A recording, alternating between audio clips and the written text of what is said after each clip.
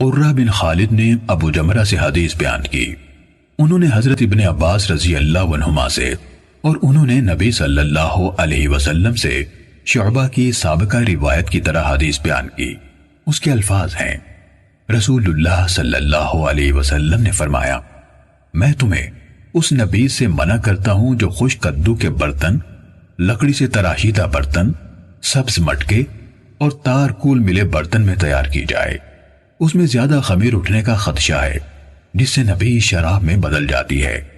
ابن معاذ نے اپنے والد کی روایت میں اضافہ کیا ہے کہ رسول اللہ صلی اللہ علیہ وسلم نے عبد القیس کے پیشانی پر زخم والے شخص یعنی اشج سے کہا، تم میں دو خوبیاں ہیں جنہیں اللہ پسند فرماتا ہے، عقل اور تحمل۔ صحیح مسلم حدیث نمبر 117۔